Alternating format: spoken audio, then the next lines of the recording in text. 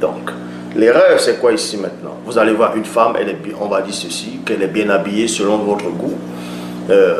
Elle est bien habillée selon vous, que ce soit dans les églises, vous les voyez, elles sont bien habillées, et elles ont, on va dire ça comme ça, un joli visage. Vous dites qu'elles ont un joli visage, ça vous plaît.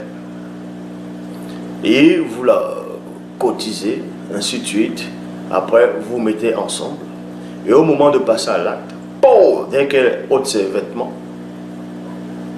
dans ton cœur, tes yeux vont se poser sur elle, tes yeux vont changer, tes yeux vont faire oh, mais ah non, mais en même temps, vu que tu avais déjà promis des choses à la personne, vu que vous avez déjà parlé longtemps, il y a eu une sorte de complicité qui s'est installée, une sorte d'amitié qui s'est installée. Maintenant, tu n'as plus envie de lui dire on arrête. Maintenant, tu continues la relation malgré toi. C'est pour cela qu'il y aura toujours des anomalies dans votre couple. C'est pour ça que tu n'auras plus le même désir aura disparu. Parce que le visage, la plupart des femmes, que vous le voyez ou pas, c'est comme ça.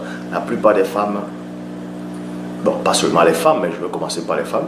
La plupart des femmes, elles vont pouponner bien le visage. Elles vont prendre soin que du visage. Et certes, elles vont laver le corps, mais le visage, c'est plus les artifices sur le visage et négliger le reste. Ça veut dire, l'homme, il va regarder le visage. Les habits, ça couvre. Les habits vont couvrir. Ça va cacher des formes, des taches, des cicatrices, des anomalies, et ainsi de suite.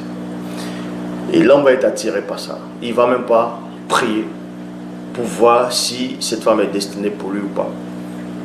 Il va juste voir comment la femme est prise, comment la femme chante, comment la femme elle parle de la parole. Il va juste être attiré par ce qu'il voit de surface et par ce qu'il entend.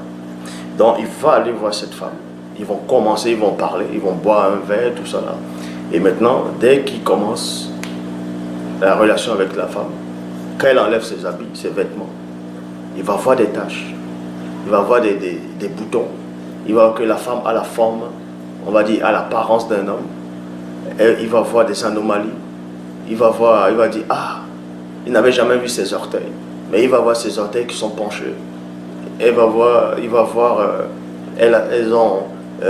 il y a beaucoup d'anomalies qu'il va voir. À cet instant, boum, le désir descend.